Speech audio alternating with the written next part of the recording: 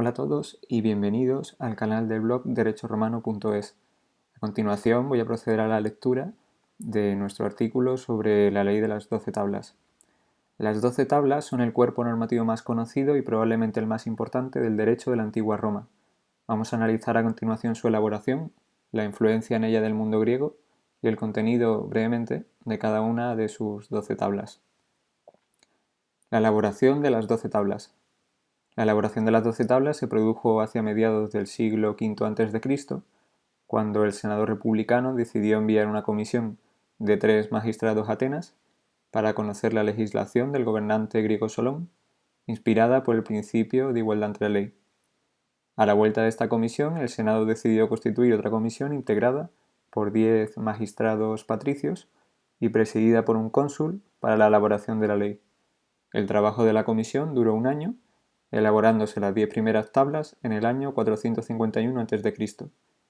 En el año 450 a.C. se creó otra comisión, esta vez formada por patricios y plebeyos, que elabora las tablas 11 y 12. A estas tablas se las denominó injustas porque mantuvieron la prohibición de contraer matrimonio mixto entre patricios y plebeyos. Las 12 tablas serían ratificadas por el Senado y definitivamente aprobadas por las asambleas populares en los comicios centuriados. Influencia del mundo griego en las 12 tablas. El grado de influencia que pudo tener el mundo griego sobre el espíritu y contenido de las 12 tablas se reduce según los estudiosos más al formal que al material. Las influencias se limitaron así a la adopción de la ley por el pueblo romano, reunido en asamblea, lo que la hace vinculante, la publicación recogida en un texto para garantizar la idea moderna de seguridad jurídica y finalmente la isonomía o igualdad jurídica ante la ley. El contenido de las 12 tablas es pues producto genuino de las convicciones romanas. En ellas se recogen por escrito de manera más o menos ordenada una serie de normas jurídicas que hasta entonces eran costumbres, algunas de las leyes del Regnum y normas redactadas ex novo por las comisiones que elaboraron las tablas. Contenido de las 12 tablas.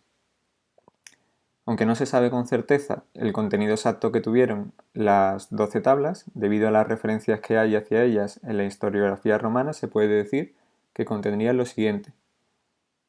En primer lugar, las tablas 1, 2 y 3 contendrían derecho procesal privado.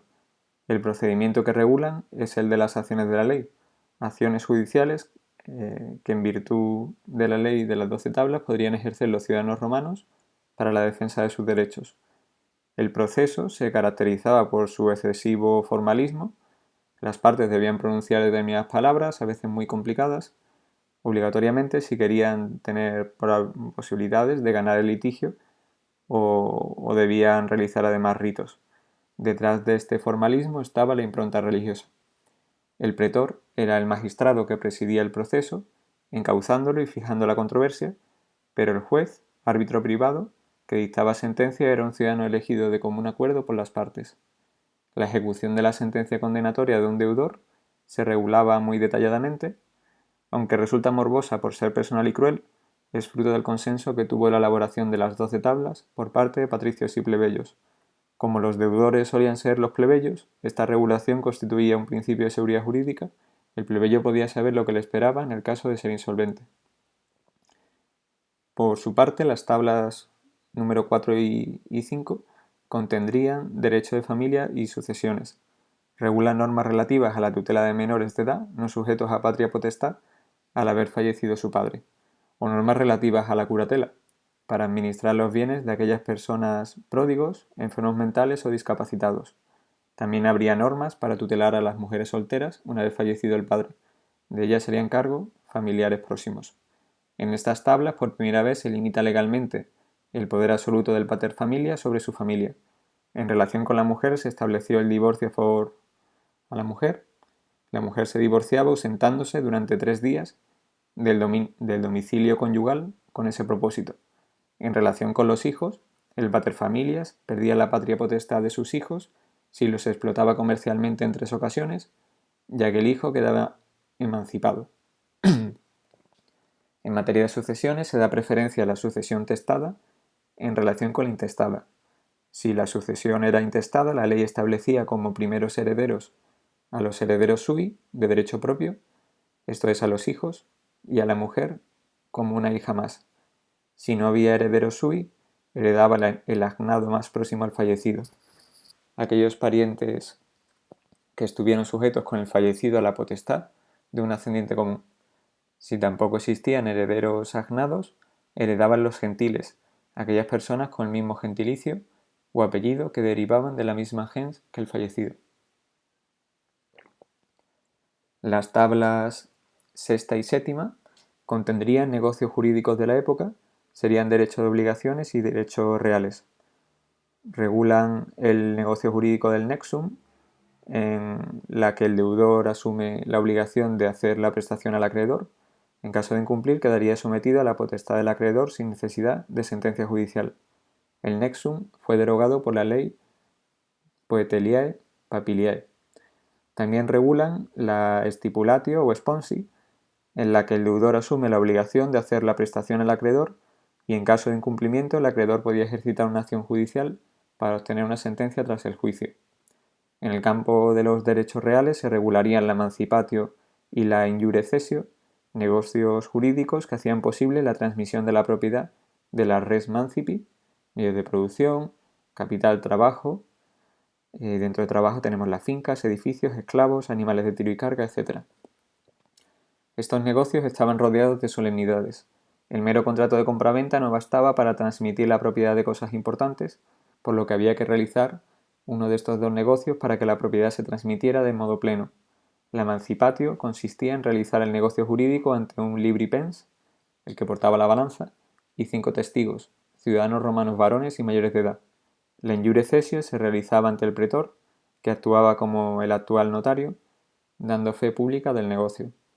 La usucapio consistía en la adquisición de la propiedad de buena fe por el paso del tiempo y con justo título.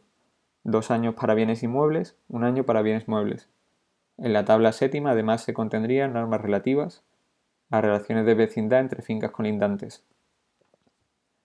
Las tablas 8 y 9 contendrían derecho público, el derecho penal de la época. Se caracterizan porque contienen tanto normas muy arcaicas como normas modernas, lo que refleja un periodo de transición. En estas tablas aparece implícitamente la distinción entre dos ámbitos del derecho penal, el público y el privado. El público se ocuparía de los crimina o ilícitos penales, que eran atentados contra el pueblo romano, como el perduleio o traición al pueblo romano, y de los ilícitos más graves, como el parricidium o homicidio.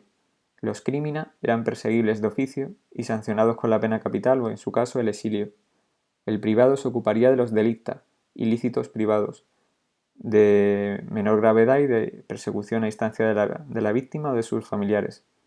Estos ilícitos eran castigados con pena pecuniaria a favor de la víctima, siempre dependiendo de la gravedad del mismo. Delicta serían delitos de daños a bienes de terceros, el furtum o robo y la inuria o delito de lesiones. En la tabla novena se establece la prohibición de concesión de privilegios, por lo que todos los ciudadanos son iguales ante la ley. En la tabla décima se contendrían normas sobre enterramientos e incineraciones, funerales, etc. Se prohibía el enterramiento en la ciudad. Finalmente, las tablas 11 y 12 contienen la prohibición de contraer matrimonios mixtos, patricios, plebeyos. Poco después, esta prohibición fue derogada por la ley Canuleia. Eso es todo. Si os ha resultado útil y queréis ayudar a la difusión del vídeo, os animo a darle me gusta.